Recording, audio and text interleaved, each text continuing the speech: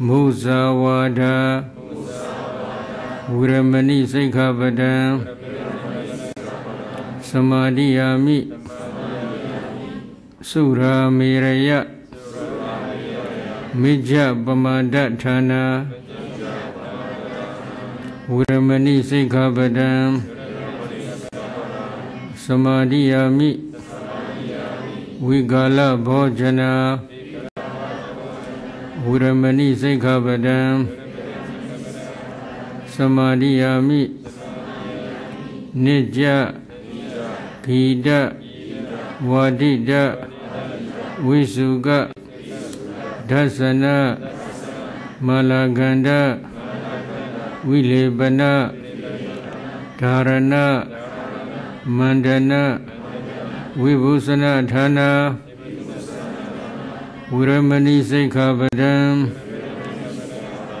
Samadhiyami Ujja Sayana Mahasayana Viramani Sikhabadam Samadhiyami Idame Bonya Aswakhaya Waha Hodu Idame Sila Nibbana Sa Pachaya Hodu Tisrani Nasa Achenga Samanagada Ubosata Sila Sadugangadwa Dhamma Apamadina Sambadeta.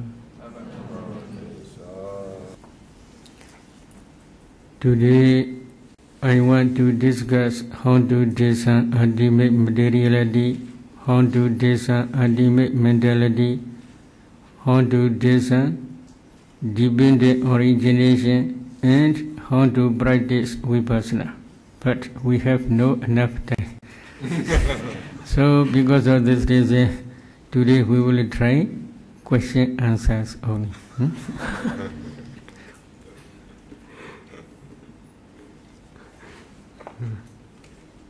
原本今天禅师是要跟我们讨论想要跟我们讲解如何修行色业处就是分析究竟色法，然后名业处就是如何分析究竟名法，然后如何修这个缘起，然后再如何修观禅但是因为没有足够的时间，所以今天禅师只是回答问题而已。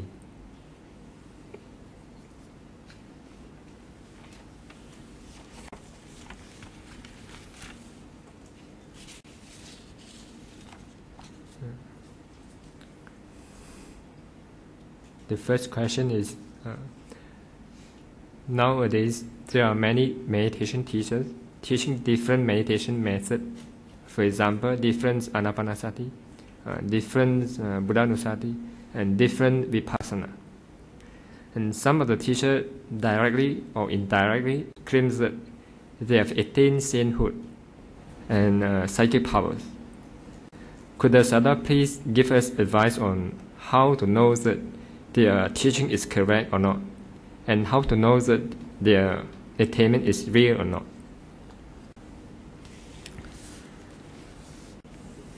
Because of this reason, you should learn Dhamma a little bit. Understanding of Dhamma is very helpful to understand how to practice vipassana. This is one reason. Another reason is you should also study suttas such as Majjhima Nikaya, the middle-length sayings, Samyutta Nikaya, kindred sayings, Anguttara Nikaya, gradual sayings. Now many translations are appear. So these are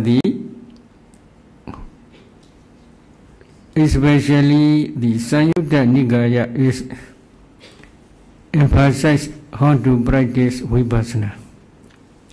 If you have enough confidence in Buddha and in Buddha's teaching, then you should read these Nikayas. It is better. At that time you will understand what is vipassana taught by the Buddha. Last night also I recite one sutta. Now also I will repeat again this sutta.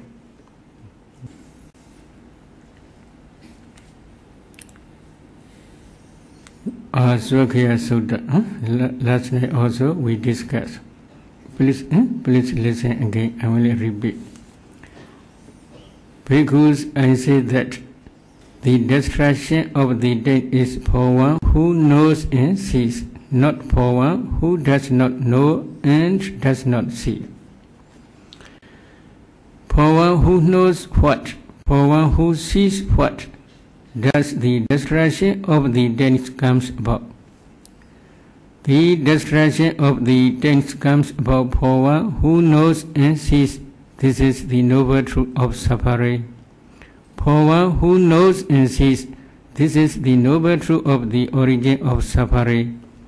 For one who knows and sees, this is the noble truth of the cessation of suffering. For one who knows and sees, this is the noble truth of the path leading to the cessation of suffering.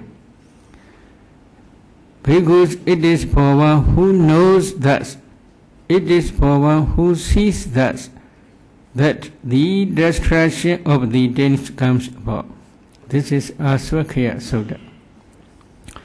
So, when you are practicing Vipassana, if you understand Four Noble Truths clearly, then we can say it is right. But if you do not understand Four Noble Truths, although you are practicing Vipassana, then how we can say your Vipassana is true Vipassana? What is noble truth of suffering? We had explained, but I want to explain again. Five aggregate subject to clinging are noble truth of suffering. What are five aggregates subject to clinging? What are five aggregates of clinging? Or what are five clinging aggregates? If you learn Dhamma thoroughly, then you can easily understand what are five clinging aggregates. So, without understanding Dhamma, if you practice Vipassana, sometimes your Vipassana may be not real Vipassana, maybe artificial Vipassana. In the same way, what is noble truth of the origin of suffering? We had explained dependent origination is the noble truth of the origin of suffering. You should try to understand dependent origination first by learning knowledge under the guidance of a skillful teacher. Then, when you are practicing Vipassana, if you understand the dependent origination by your direct knowledge, we can say your Vipassana is true. But if you do not understand dependent origination, how we can say your Vipassana is true? So this is problem. So what is ultimate materiality? What is ultimate mentality? If you had enough Dhamma knowledge, then you will understand, according to Buddha's teaching, materiality is arise as a small particles. There are different types of small particles. If we analyze these small particles, at that time only we can understand ultimate materiality. These are the object of Vipassana, etc. In this way you will understand. So, better way is you should read suttas as well as you should learn Dhamma also, if you want to understand the true Vipassana. In the same way, if you want to understand Four Noble Truths, how you should try? There is one sutta in Sijja Sanyutta, number 1, first sutta, Samadhi Sutta. Buddha says in that sutta, Samadhi bhikkhve bhaveta samahito bhikkhve bhikkhu yatha buddham bhajanati. Bhikkhus develop concentration. A bhikkhu who has concentrated mind understands the Dhammas as they really are. What does he understand as it really is? He understands as it really is. This is the noble truth of suffering. He understands as it really is. This is the noble truth of the origin of suffering. He understands as it really is. This is the noble truth of cessation of suffering. He understands as it really is. This is the noble truth of the path leading to the cessation of suffering. So therefore bhikkhus develop concentration. A bhikkhu who has concentrated mind understands the Dhammas as they really are. In this way Buddha taught. If you have enough confidence in Buddha and as well as his teaching,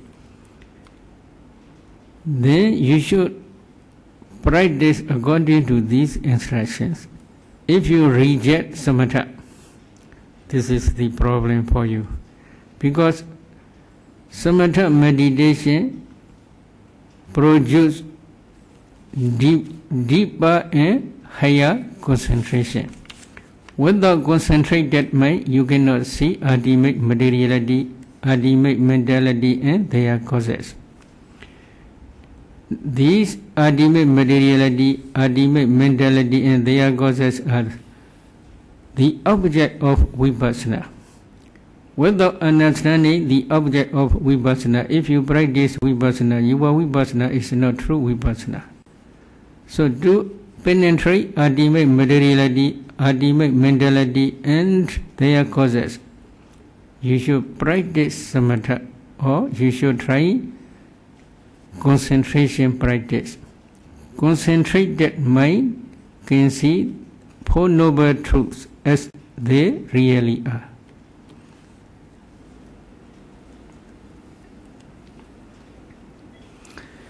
If you want to clarify different way of teaching about Anapana meditation, then you should read Majjhima Nikaya, Anapanasati Sutta, etc. These suttas are the instruments to measure what is true, what is not true, what is right, what is wrong. So, without understanding suttas as well as Abhidhamma, if you study Buddha's teachings, you cannot understand deep and profound meaning.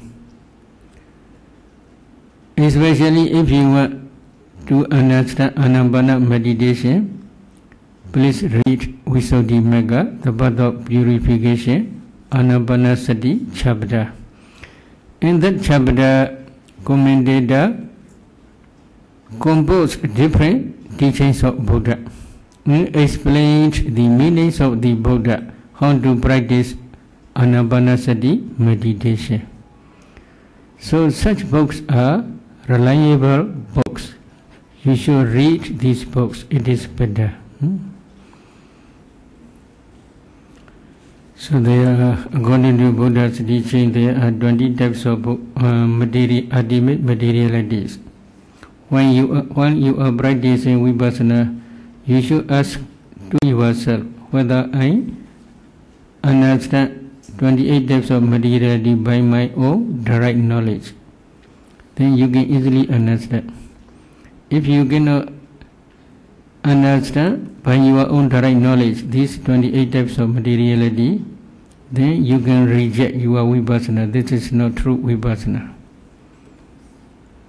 But according to Buddha's teaching, this ultimate materiality arises as a small particles. So first you must try to see small particles. Secondly, you must try to analyze these small particles. When you are practicing vipassana, if you do not see small particles or if you cannot analyze these small particles, we can say that you are not understanding the ultimate materiality. This ultimate materiality is the noble truth of suffering.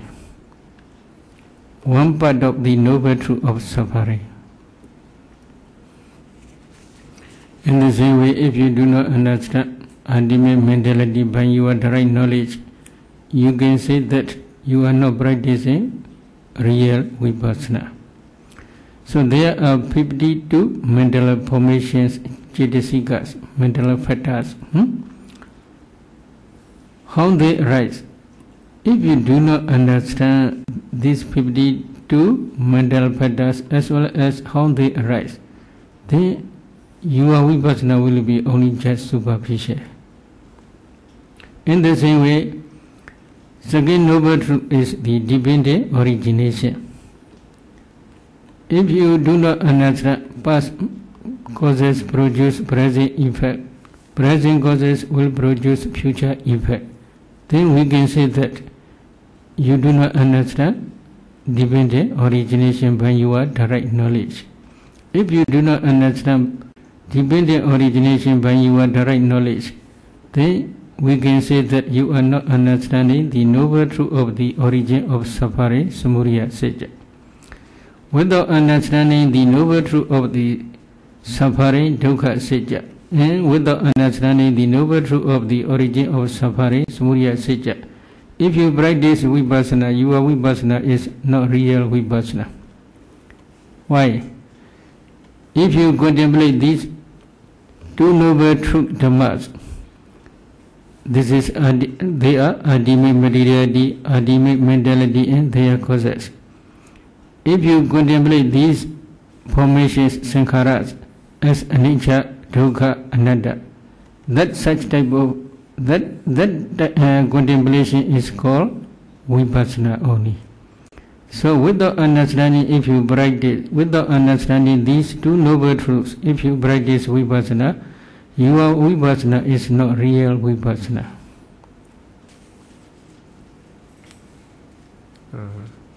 The second part of the question is some of the meditation teachers directly or indirectly claims that they have attained sainthood, they are Arya, and then they have attained psychic power, Pinya.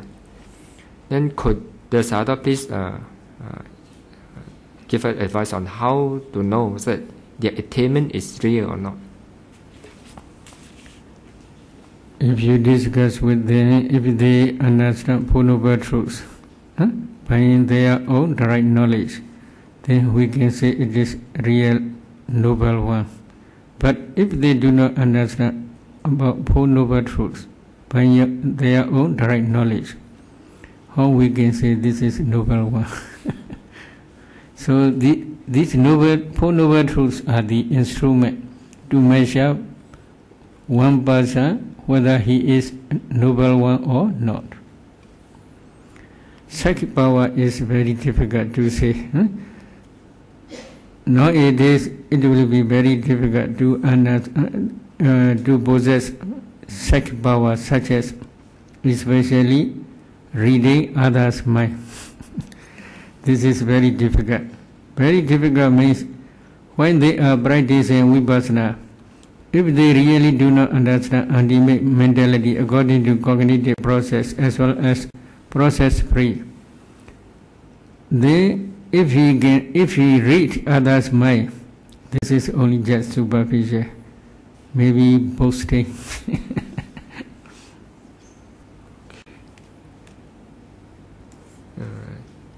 The second question. Now it would be the best if we could have an arahant as our teacher. The second best, it would be the best if we can have an arahant as our teacher. The second best is an anagami. The third best is a sakadagami, and the fourth best is sotapanna. And how do we know that they are arahant, anagami, sakadagami, or sotapanna?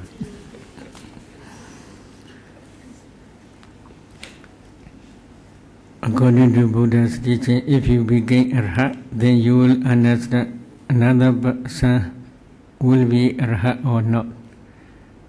But if you possess the psychic power which can reach others' mind only.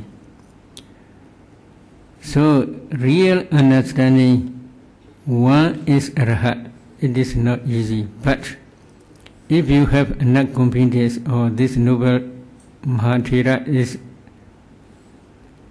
as Arhat, for example, reliable persons, if they agree, then you can approach to him only.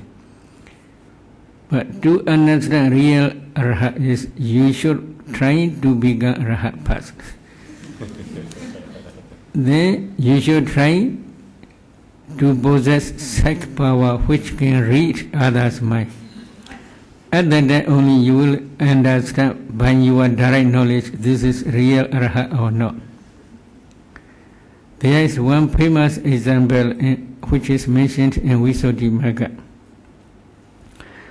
Venerable Mahanaga, who practiced Vipassana diligently for 16 years, but he practiced Samatha first, as well as he practiced psychic powers. He had already attained mundane 5 psychic powers. Based on this concentration, he practiced Vipassana. But while practicing Vipassana, very strong and powerful light, the light of wisdom, appeared in him. He thinks this the light of wisdom produced by his Arhat. So he do not emphasize to practice more. He stayed on that stage only. How long? He stayed practicing such Vipassana for 16 years.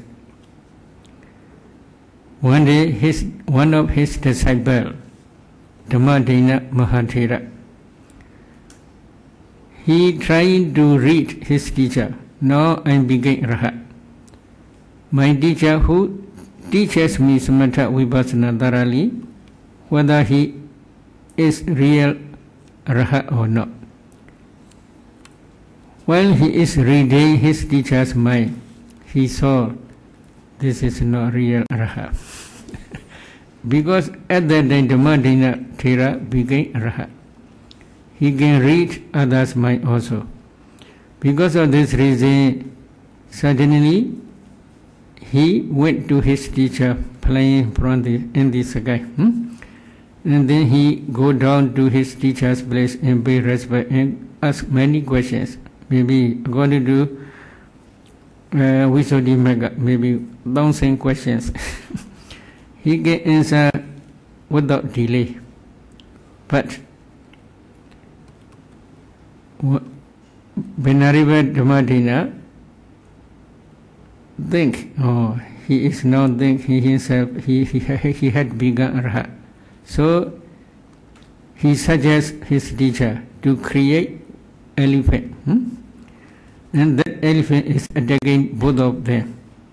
So when he is creating this psychic power, when the elephant attacks both of them, then he tried to run away. So at that time, Venerable Dhamma pulled his rope and asked, Venerable Arhats have any fear to anything? In this way he asked. At that time only he understood he is not Arhat. So he paid respect to his disciple and then asked Kamatana. At that time his disciple teach him Dudde Sakara Kamatana. This is 32 parts as a repassiveness. So he practiced according to his disciples' instruction, and at that time only he became Arhat. So if you want to understand whether my teacher is real Arhat or not, then you should try to become Arhat first.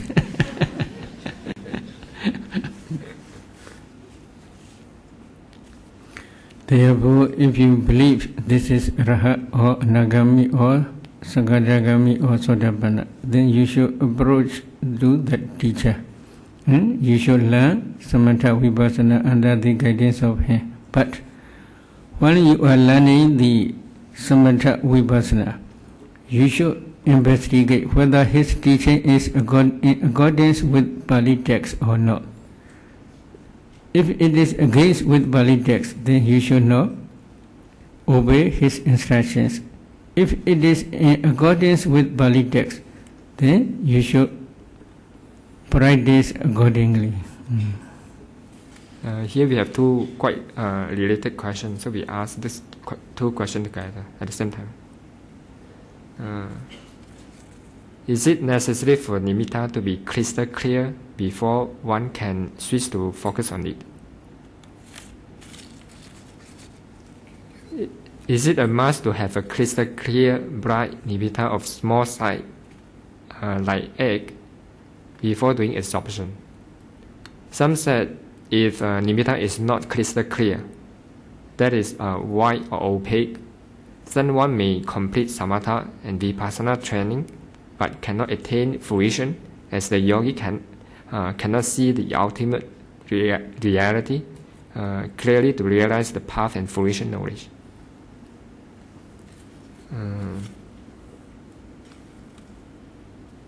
The first question is it necessary for the nimitta to be crystal clear before we can concentrate on it? Crystal clear. Maybe crystal clear means transparent bright nimitta. That transparent bright nimitta becomes because of concentration. Concentration on what? Before that transparent nimitta stage, the transparent and bright nimitta is called Patibhaga nimitta, counterpart sign. Before counterpart sign stage, there is Ogaha nimitta, learning sign.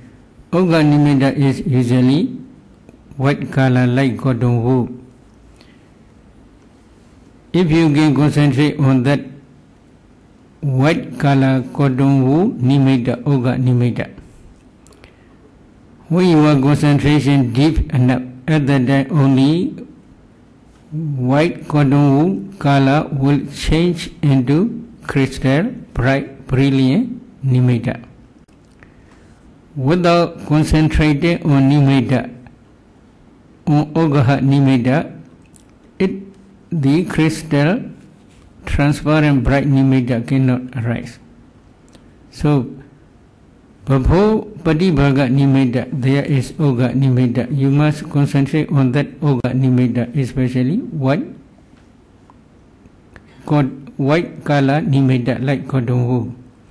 But before Ogaha nimitta, there is also another nimitta, preliminary sign, Parigama nimitta. That Parigama nimitta is like smoking, grey smoking color.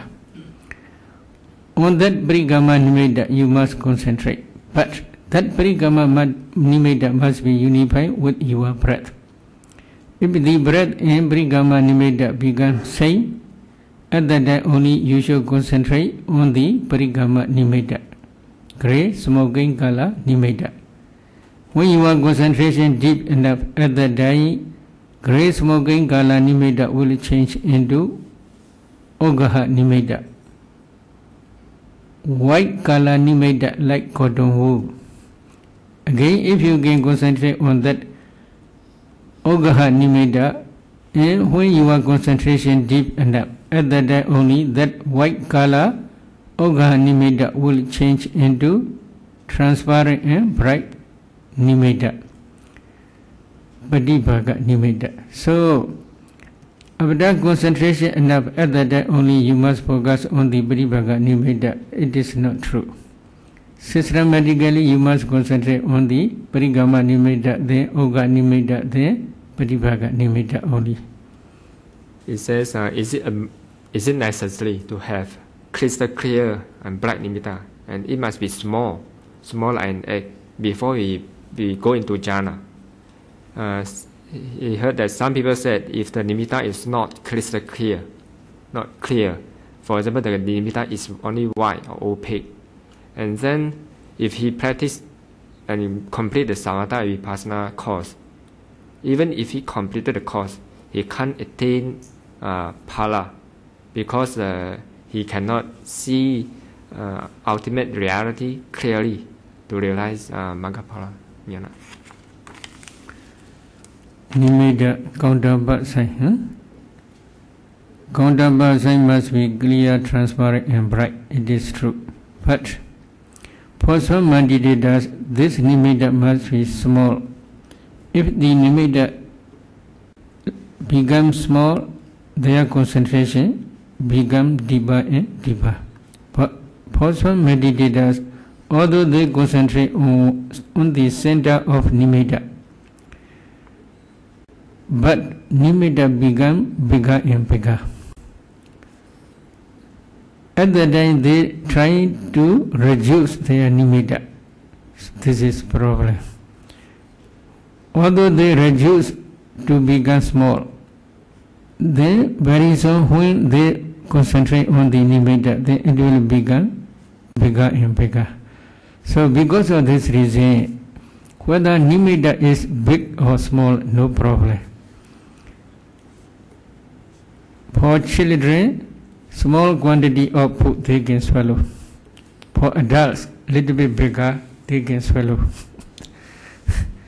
In the same way, for some meditators, if nimitta is little bit big, their concentration is become deeper and deeper.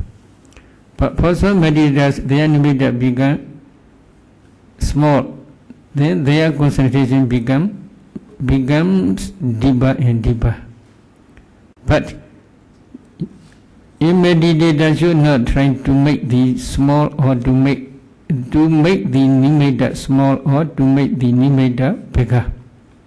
How they should practice? He should practice to concentrate on the center of nimitta, or maybe a little bit bigger area of nimitta only. According to his own desire, he can try.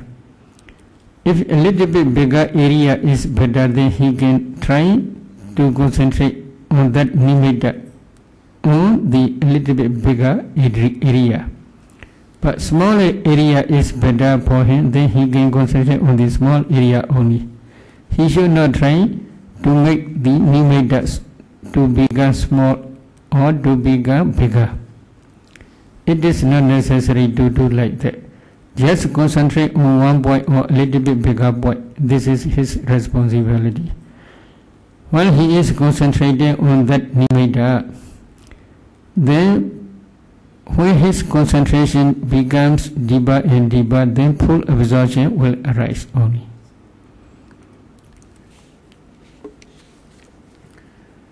Although he practices anapana, his nimitta cannot become counterpart sign, patibhaga nimitta, transparent and bright nimitta. Then he should not disappoint. He should change to other samatha meditation subjects such as 32 bars and kasinas. If he change kasina meditation subjects, he may attain jhana.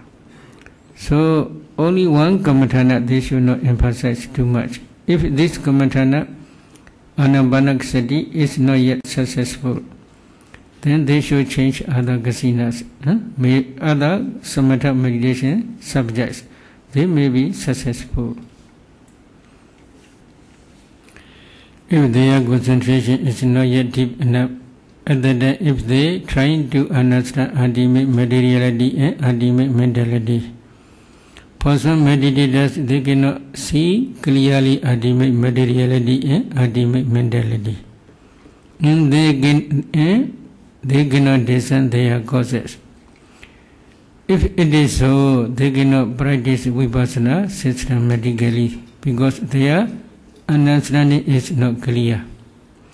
Because of this reason, they may not attain magga phala, and they may do not realize nibbana. But they should not disappoint. They should change to other samatha meditation subjects, and then if they try again, they may understand ultimate materiality and ultimate mentality clearly. At that time, if they practice vipassana systematically, depending on their parami, they may realize nibbana. The next question is, since Arahants have no more future existence, does it mean they cannot become Buddhas in the future? Then what about the rest of the suffering sentient beings?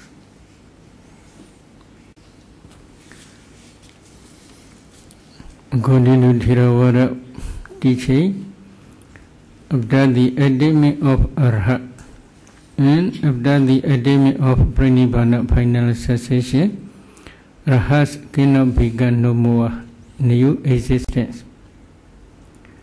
But for others, for example, Sotapannas, according to many suttas, there are three types of Sotapanna. Number one is Eka Biji Sotapanna. Eka Biji means who had only one existence, one existence only, future existence. Is again future existence, surely they will attain Rahaship and then they will take final cessation, Pranibhana. This is one type. Another type of Sotapanna is Kola Sotapanna. Kola Sotapanna means from one life to another, they may go new existence from one life after another life. Between second future life and sixth future life. So they have opportunity 6 future existence. Such type of Sotapanna are called Kola Sotapanna. In second future life or third future life or fourth or fifth or sixth future life, surely they will attain Rahaship and they will take final Pranibhana, final cessation. Number 3 Sotapanna is Saddhakhatu Brahma Sotapanna. Saddhakhatu Brahma Sotapanna has opportunity to be reborn in new future existence for 7 times. Not more than 7 times. At 7th future life, they will surely attain Rahaship and they will take Pranibhana, final cessation. Another one is Sagadagami, once Ratana. Sagadagami has, for some Sagadagamis have one chance to be reborn as a human being in future existence. But they also will become Arahat within few lives. And they will take Pranibhana, final cessation. Another noble one is Anagami, no Radhana. If they practice vipassana, samatha vipassana diligently in this human life, and if they begin Anagami, if there is any future existence, they will reborn in Brahma only. When they reborn in Brahma, they will never reborn again in Deva world as well as in this human world. They will take Pranibhana in Brahma only. When they begin Arahat, they will take Pranibhana, final cessation in Brahma only. For Putujanas, worldly beings, there are 2 types. One type for Puthujana, worldly beings, practice vipassana diligently up to Sankharupaka Jnana stage. Although they practice vipassana, samatha vipassana diligently, but they cannot attain noble stage in this very life. But such persons in future life, they will surely attain Sotapanna stage, etc. if they are not bodhisattvas. If they are bodhisattvas, they may reborn again and again in human world or in deva world or in animal kingdom, etc. But if they are not bodhisattvas, then in second future life, surely they can attain Sotapanna stage, etc. Then in the same way, one day, in one of future existence, they will become Raha and take Pranibbana, final cessation. This is one type of Puddhajana. Another type of Puddhajana, worldling being, is they never practice Samatha Vipassana. For those persons, we cannot say how many future existences will be. Future existence will be endless. Because they never practice Samatha Vipassana, which can be the supporting cause for realization of Nibbana, final cessation. Therefore, if you want to attain Nibbana or final cessation, so please practice Samatha Vipassana diligently, at least up to Sankharupaka Jnana stage, the knowledge of equanimity towards formations. 所以，如果我们想要证悟涅槃证的般或真的涅槃，然后进入般涅槃的话呢，我们应该精进的修行止禅和观禅，直到证得行舍智，最少证得行舍智。If you have enough parami, then you may attain Sotapanna stage in this very life, or Skandagami stage, or Anagami stage, or Arhat stage in this very life. Every time my mind start to concentrate, my eyes, nose, head, and neck become very tense. Even when I try to relax and not to control my breath, it still continues. It happens throughout my last 2 retreats also. The tension is very uncomfortable, and I could not continue with descending the breath. Is Anapanasati not for me? If you think Anapanasati is not for you, then you should practice 4 elements meditation. It is better. If you want to practice 4 elements meditation systematically up to Rahat stage, then please go to Pao.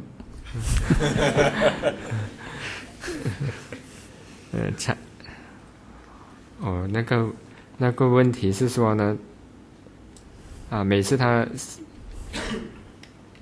The question is if we practice up to the 4th jhana here, and then when we go home, we don't continue to practice, and we lose all the concentration. Then this kind of practice, will this kind of practice help us in future, or after that it will be helpful? Helpful. Helpful means wholesome dhammas or unwholesome dhammas cannot be left karma as long as they cannot produce any future result. They are strong and powerful supporting cause. How they can be supporting cause? If you practice Anapana, for example, Anapana Kammatthana in future, maybe in this very life or in future existence, it will be very easy for you to concentrate on the Anapana, or very soon Nimitta will appear. If there is nimitta, if you concentrate on the nimitta, then very soon you can attain jhana. So because of this reason, although this jhana disappear, the karmic force of this jhana not perish away, not become lapsed karma. One day it can be central and powerful supporting cause for attaining jhana again.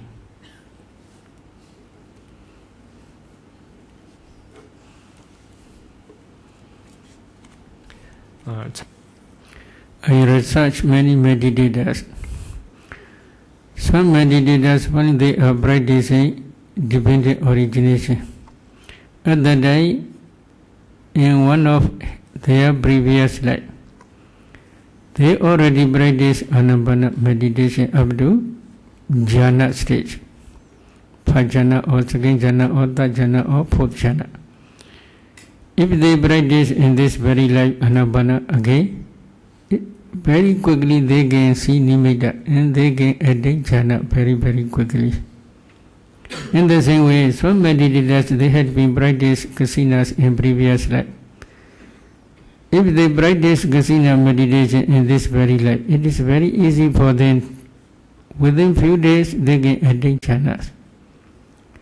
In the same way, if they had been discerned ultimate materiality, ultimate mentality in previous life, again, if they practice here to discern how do discern ultimate materiality and ultimate mentality, it is very easy for them to understand ultimate materiality and ultimate mentality very quickly. So, wholesome dhammas cannot become lapsed karma as long as they do not produce proper result. So because of this reason, you should not disappoint. You should not be disappointed. Although jhana disappear. Thank you very much. Maybe please try to read Mahaparinibbana Sutta. It is better. You will understand in detail. According to Mahaparinibbana Sutta's explanation, Buddha practiced 10 kasinas in 8 elements, forward and backward again and again. When he reached 4th jhana stage, again, at that time he took Parinibbana. This is mentioned. But according to some suttas, when he is ready to take Parinibbana, at that time his mind is inclined to the Nibbana object. Inclining or trying to see Nibbana, at that time he took Parinibbana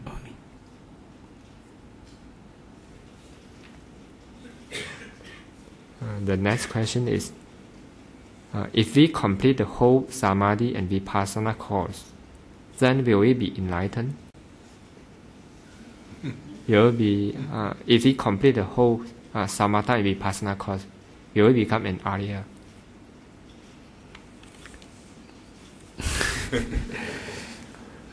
Maybe if you practice Vipassana up to Sankharupaka Jnana stage only,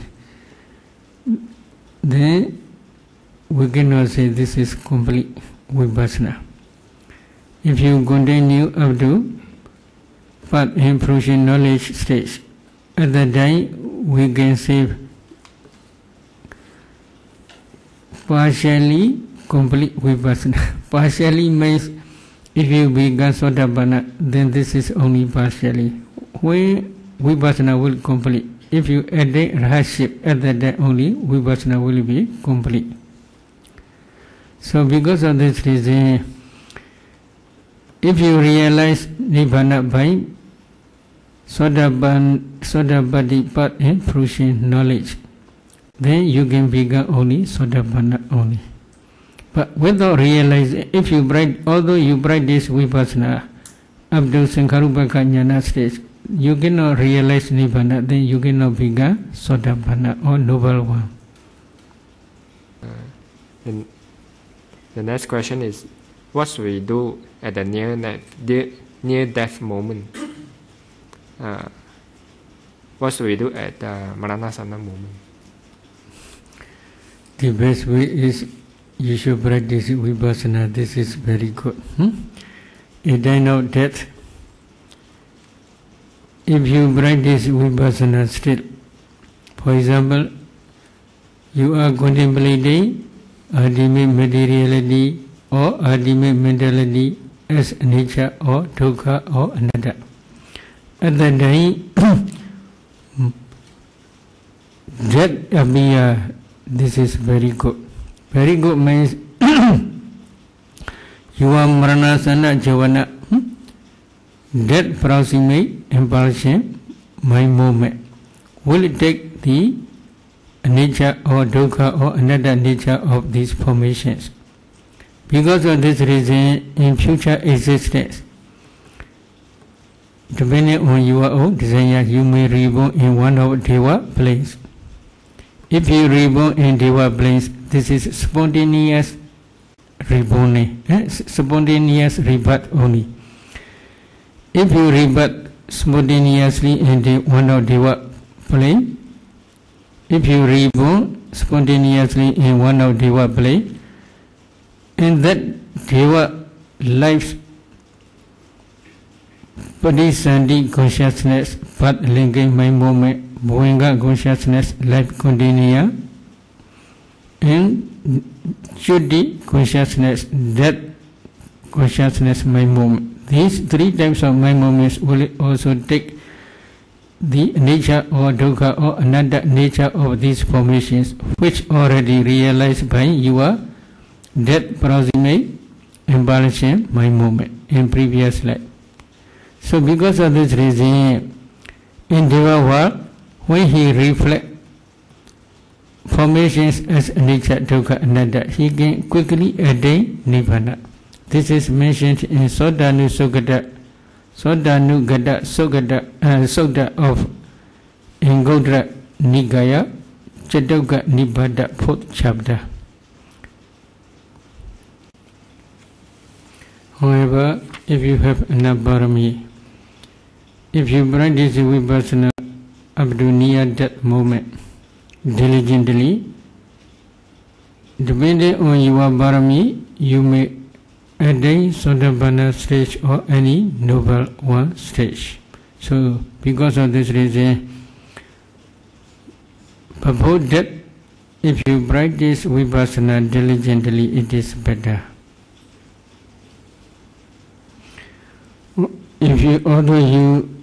If you have no vipassana, you cannot practice vipassana in the right way. If you can practice only samatha, then near that moment you should also practice samatha only. If you already attained jhana, then in time of death, you should re-establish your jhana concentration. If you can maintain your jhana concentration up to that moment, then it is sure you will reborn in Brahma. Again, if you practice samatha vipassana both diligently and if you become Sotapanna, for example, in this very life, near that moment, if you don't want to practice vipassana, but you want only to practice jhana, then if you re-establish your jhana concentration up to that moment, then it is also sure to be you will reborn in one of Brahma planes. In Brahma world, there is no man, there is no woman. It is not necessary to be married. So there will be no son, there will be no daughter, there will be no quarreling to each other. Is it good? Another good thing is you will never return to this Deva world or human world. It is sure you will be at a higher and higher noble stage, and you will take pranibhana, final cessation in Brahma world only. It is sure, definite. You will never return to human world again. The next question is, during one of the retreat, participants are brought to their past life. They got to know the relationship between the participants. For example, one may be the husband of the other. One may be the friends of the other. Each of them are interrelated in that particular past life. I understand that through meditation, we are also able to see our past. Can Sayadaw enlighten us on the following? First, what is the purpose of knowing the past through meditation? 2. As human beings has a lot of attachment. I believe there will be cases whereby after they know who they are, they start to cling on to it and start to relate the present with the past. This is not a healthy action, and I believe this is a wrong view. Does the Sayadaw agree with this? And so what kind of attitude a yogi should have before he looks into the past? I think maybe the Sayadaw need to read it. No class. Maybe number one question, please. The question number one is, what is the purpose of doing the past through meditation? We had explained, without understanding Full Noble Truth, you cannot attain Sotapanna stage or Sakadagami or Anagami or Arhat stage. Do you agree? If you agree, what is the noble truth of the origin of suffering? I had explained already. Dependent origination is the noble truth of the origin of suffering. This is taught by the Buddha in Taittayarana Sutta of Anguttara Nikaya. Tika Nibbata. If you have enough confidence in the Buddha as well as in his teaching, you should accept this. The noble truth of the origin of suffering is dependent origination. If you want to understand by your direct knowledge dependent origination, the summary of dependent origination is Adide Hedo Bencha Idani Phala Bechaga Idani Hedo Bencha Adi Phala Bechaga. 5 past causes produce present 5 effects. 5 present effect causes produce 5 future effects.